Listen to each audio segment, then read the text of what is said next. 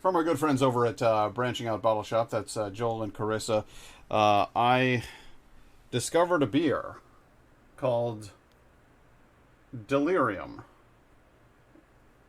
That's Delirium Nocturnium. Delirium is a kind of a well-known Belgian style ale, and it was actually recommended to me by a couple of friends. Oblivion Toad, who you've seen in chat, is a guy I know named Chris, and then there's another dude named Simon. They said they got a bottle of Delirium, and it was one of the corked bottles, and they cellared it. So Simon had it in his cellar and forgot it was there, and then found it 5 years later, where it had been just aging and getting better and better. And so one night the two of them uncorked that, and on one bottle between the two of them got blasted. But they tell me it's absolutely delicious stuff, and they've been recommending it to me for a while since I like my Belgian ales. So I figured, why not go ahead and try this Delirium when I saw it in the shop. And this is Delirium Nocturnum, which is a slightly different version of Delirium. It simply says the darker side of Delirium. And I don't rightly know what to think of that. I don't know what that means. So we'll find out with a pour.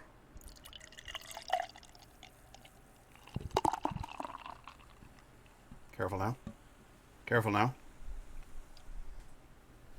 And right away, I'm already getting the smell. And the smell is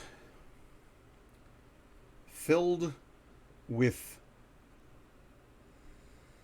all of that stuff you love in a Belgian ale, but then it also smells like a spiced ale. I'm getting citrus, orange. I'm getting maybe cinnamon or cardamom. I'm getting a lot of those sorts of nice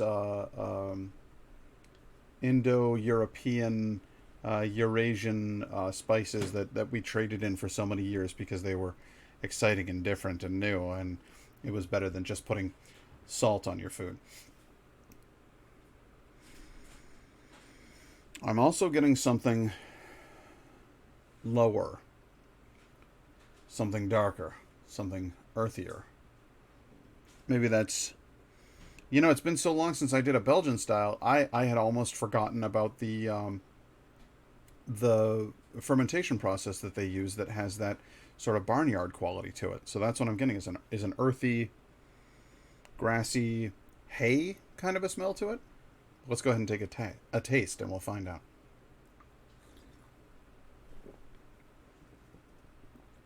Oh wow. Oh my. Oh my goodness. Okay, so here's the deal with this. You know how I like my darker beers that have a lot of fermentation going on, and there's a lot of different strains of yeasts, and there's maltiness, and there's sweetness, and there's fruitiness going on in there. I really like my plum flavors and my prune flavors and my raisins and dates and that sort of thing. And you're getting a hint of that in here, but it's not over the top sweet. Instead, what I'm getting is a lot of those spices tempered with sweetness.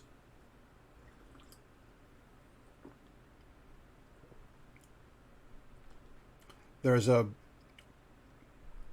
there's a distinct banana quality that's picking up on the second sip.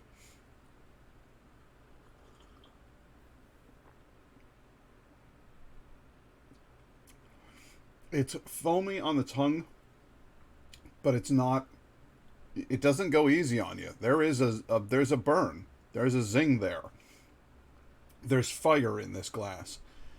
So yeah, it definitely has kind of an aggressive, like a this is a fighty kind of a darker beer.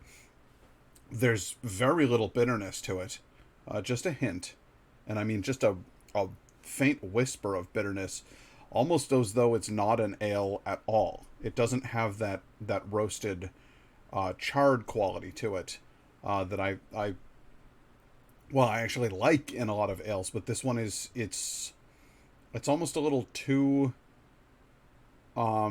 spiced and sweet for that to hold on. You know, if you were to okay, here's an example. If you were to roast a pineapple on a grill, you would invariably get char marks on it, but the pineapple would still be acidic and sweet enough that you wouldn't say, ah, yes, this has a good bitter char on it. It's almost as though what you've done is dehydrate it and concentrate those bits of sweetness. Hey, Night Guy, how you doing? So that's what we've done here is we've got an ale that has, you know, I feel like they must have done some roasting with the hops and such, but instead of making it have that bitter roasted flavor, instead they've just further increased the sort of sweetness and the aromaticness of those spices and those fruits.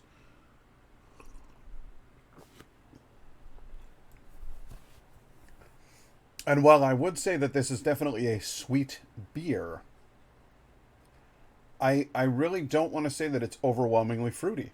It's, for me, I think the thing that really stands out is the sort of grassiness, wheatiness, breadiness of it. And I think I think this is a much calmer. This isn't the sherry barley wine that we had. This is, it's a deeper, mustier sort of flavor than that, but then countered by a little sweetness and countered by a really, really solid burn. This one will warm you up, I think.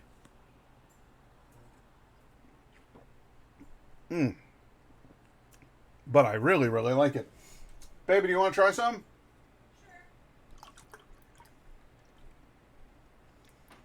I think this is one of those ones that you'll like for a sip or two and then be like, okay, I'm done. Is it not as? No, for me, this is I'll slam this whole glass down. I really like this one. But I'm not sure it's going to be your thing. It smells nice.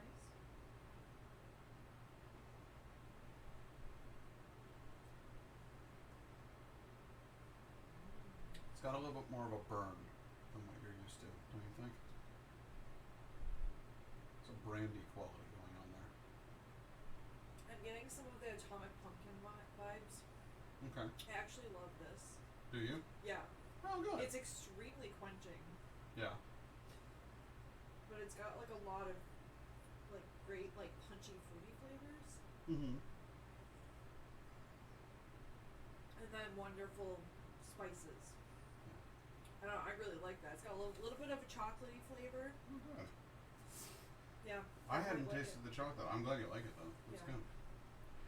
I think, honestly, I feel like I might have done some damage the other day. Indigo and I did some cooking at home, and I was so excited about the food that we cooked that I started eating it without properly like blowing on it, and I burned my tongue, and I'm wondering if that isn't fucking up my ability to properly taste this. That was like 2 days ago, though.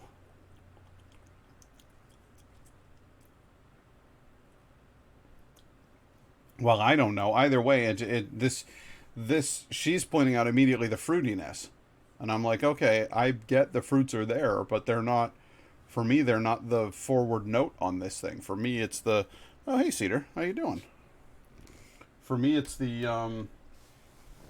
wheats and the bread flavors. Come here, buddy. How you doing? What do you think? Do you want to smell? He doesn't like to try to drink it, but he does like to smell it. So he's curious. He's like, what is that? What are you drinking, Pat? It's like, no, I don't want any. Thank you. Yeah, I wouldn't want you to drink it. I don't want to give alcohol to a cat. But I'm happy to let you smell and see what you think of it. I think it probably is very fruity, and I'm missing out on some of that because of my burned tongue, that's a bummer. Would have rather get a chance to get the full flavor out of it. But nonetheless, I still like it a lot. I think it's a very, very good beer. And I'm going to enjoy working my way through that glass. Especially now that I got my buddy here. How you doing, Cedar?